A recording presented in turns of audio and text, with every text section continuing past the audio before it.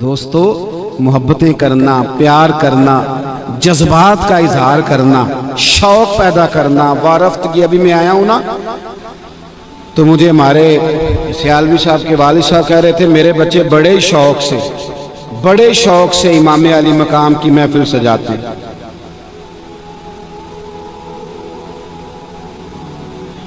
بڑے شوق سے امام علی مقام کی محفل کرتے ہیں تو ان کے لیے دعا کریں.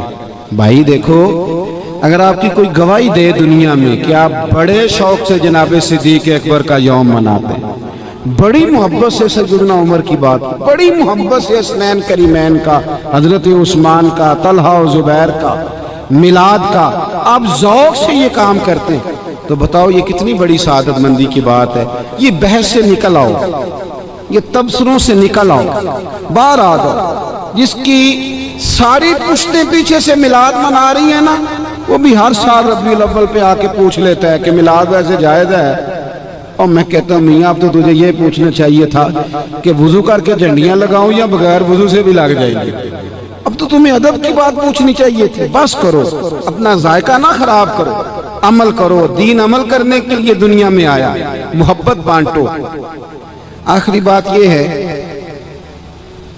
کہ ہمارے تو حکمرانوں کو سورۃ اخلاص نہیں نہ آتی. وہ پریزائڈنگ آفیسر نے نا الیکشن کے دنوں میں ایک ایم این اے کے امیدوار سے پوچھا کہ عشاء کی رکعتیں کتنی ہیں تو وہ ناراض ہو گیا تھا. کہنے لگا میں نے ایم این اے بننا ہے، مسجد کا خطیب نہیں لگنا. تو یہ آپ مجھ سے کس طرح کے سوال کر رہے ہیں؟ یہ حال ہے. لیکن یزید تو جامع مسجد دمشق کا خطیب تھا بھائی، پگڑی داڑھی والا بندہ تھا. وہ تو حج پہ خطبے دیتا تھا جا کے. امام علی مقام اس کے خلاف کیوں نکل آئے؟ میں نے کہا ان کو تو سورۃ اخلاص نہیں آتی، وہ تو جمعہ پڑھاتا تھا، وہ تو خطیب تھا. امام علی مقام کیوں نکلے؟ تو امام کے سارے خطبے اٹھا کے دیکھ لو. امام حسین فرمانے لگے میں نے اسے اپنی آنکھوں سے شراب پیتے دیکھا. امام حسین رضی اللہ تعالیٰ عنہ فرمانے لگے نمازیں چھوڑ کے پڑھتا ہے. امام حسین فرمانے لگے یہ رنڈیوں کا ناچ دیکھتا ہے جس کو آج مجرا کہتے ہیں. امام علی مقام فرمانے لگے یہ اللہ کے حلال کو حرام اور حرام کو حلال کہتا ہے. تو جو بندہ یہ کام کرے وہ مسلمانوں کا حکمران بن سکتا ہے؟ بڑی عجیب بات ہے نا کہ ہر الیکشن میں بڑے شرابی کی بڑی فوٹو کے نیچے چھوٹی میری بھی لگی ہو، اور محرم آئے تو دیگے بھی میں 10 پکاؤں. تو میں یزیدی سوچ کا وارث ہوں کہ حسینی سوچ کا؟ میری بات کو سمجھو بھائی. امام علی مقام نے خاندان سارا قربان کرا دیا کہ رنڈیوں کا ناچ دیکھنے والا ہمیں قبول، اور جس کے اپنے موبائل میں سارا گاند ہو، جو خود لڑکیوں کے کالج اور سکول کے سامنے کھڑا ہوتا ہو، جس کی اپنی نظر ناپاک ہو، وہ کس منہ سے کہتا ہے کہ امام حسین کا دن مناؤں گا؟ رزق حلال اور نظر پاک ہو تو پھر بندہ حسینی فکر کا وارث ہوتا ہے. اور اگر تو سارا گاند رات کو دیکھتا ہے، بے حیائی، فحاشی اور عریانی کرتا ہے، تو پھر جناب علی اکبر کا ہاتھ ہوگا اور تیرا میرا گریبان ہوگا. پھر حضرت علی اصغر اللہ کی عدالت میں ہمارے خلاف مقدمہ کریں.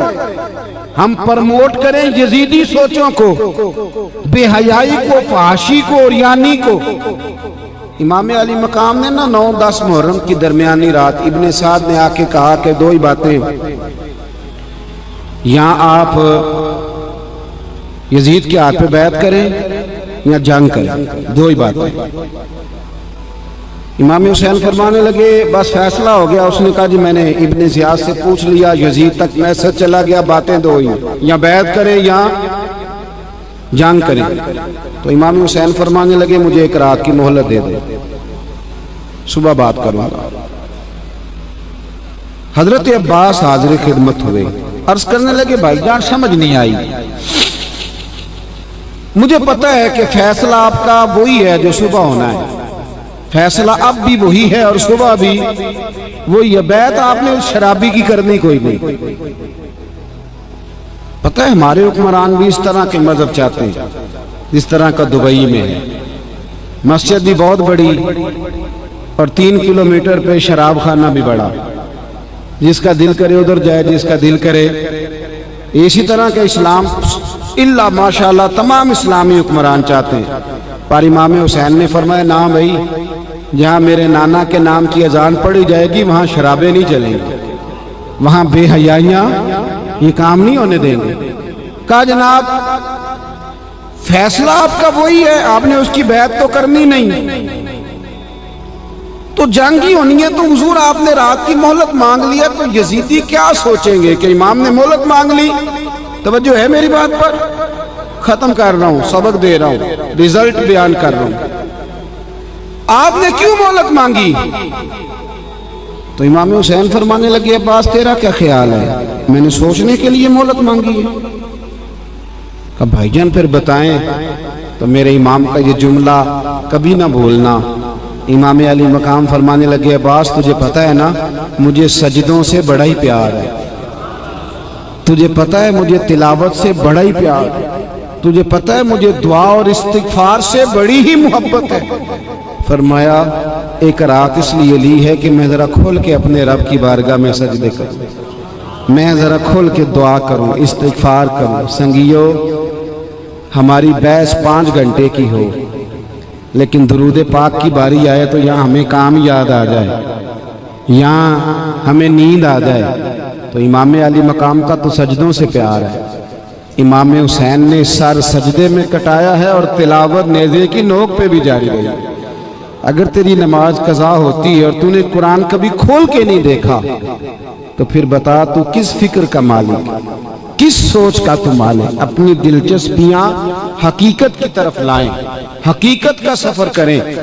امام حسین کے خیموں میں 3 دن تک کھانا اور پانی بند رہا ہے، پر قرآن پاک کی تلاوت 1 منٹ کے لیے بھی بند نہیں ہوئی، نماز کسی کی ایک بھی قضا نہیں ہو گئی۔ اور تیری بیٹے کی شادی پہ بھی نماز قضا ہو جاتی ہے، تیری منگنی اور ولیمے پہ بھی نماز رخصت ہو جاتی ہے۔ خدا را واپس لوٹیں، اصل کا سفر کریں۔ ایک تو عقیدت مند بنے، نیاز مند بنے، باادب بنے، اور دوسرا ان سوچوں کی پیروی کریں۔ آپ کو نا شرابی، فاسق اور فاجر آدمی دیکھ کے غصہ آنا چاہیے، اظہار بیزاری پیدا ہونا چاہیے۔ ہمیں تو مصیبت لگ گئی ہے، فوٹو کھچانی ہے، اور جس طرح کا مرضی ہو، یہ ہم سے نہ رقم ہوں گے قصیدے یزید کے، ہم لوگ تو حسین کے سیرت نگار ہیں۔ اور ویسے بھی دوستی قاتل سے بھی، مقتول سے یارانہ بھی، یہ کیسے ہو سکتا ہے؟ اپنی سوچوں کے زاویے درست کریں، کھڑے ہونا سیکھیں، کھڑے ہونا۔ نظریں پاک محمد بن قاسم آئے نا یہاں لڑائی کرنے کے لیے، بڑے پریشان تھے محمد بن قاسم۔ ایک بزرگ ملے تو کہنے لگے بیٹے کیوں پریشان ہو؟ اس نے کہا جی نیا علاقہ ہے، راجے دہر سے مقابلہ ہے، زبان آتی نہیں، رستوں کا پتہ کوئی نہیں، کیسے لڑوں گا؟ نوجوان میری بات پہ غور کریں۔ کچھ دنوں کے بعد وہ بزرگ دوبارہ ملے تو محمد بن قاسم بڑے خوش تھے، مطمئن تھے، حشاش بشاش۔ بزرگ کہنے لگے کیا ہوا؟ ابھی جنگ تو ہوئی نہیں۔ کہنے لگا حضرت جی مجھے پتہ چل گیا ہے، راجہ دہر چند گھنٹے میرے سامنے کھڑا نہیں ہو سکتا۔ آپ کو کیسے پتہ چل گیا؟ کہنے لگا میں نے تحقیق کرائی ہے، میں نے سنا نظر کا گندہ ہے، اس کے تو ماموں کی، پھپھو کی، چچا کی بیٹیاں اس کی میلی نظر سے نہیں بچتی۔ جو لوگ نظر کے گندے ہوتے ہیں وہ میدانوں میں کھڑے رہنے کے قابل نہیں ہوتے۔ ہاں نظر پاک ہو تو انسان میدان میں کھڑا رہتا ہے۔ تو میرا مقابلہ نہیں کر سکتا۔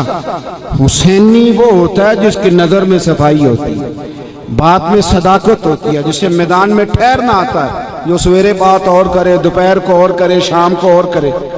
اس کا امام علی مقام کی سوچ سے کیا واسطہ؟ ذرا کھڑا ہونا سیکھے، کھڑا ہونا۔ ہوا کا رخ دیکھ کے فیصلے نہ بدلا کرو، بلکہ فیصلے اس طرح آپ کے فیصلوں سے دنیا بدل جائے۔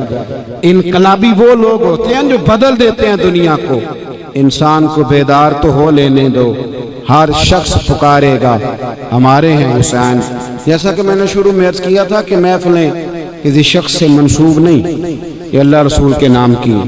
میں آیا اپنی حاضری دی، بعد میں لوگ آئیں گے، اس سے پہلے بھی لوگ آتے رہے، تو محفل سرکار کی محفل سمجھ کے آپ سنا کریں۔ ابھی انشاءاللہ نعت ہوگی، حضرت صاحب زیادہ صاحب علمی فکری بات کریں گے۔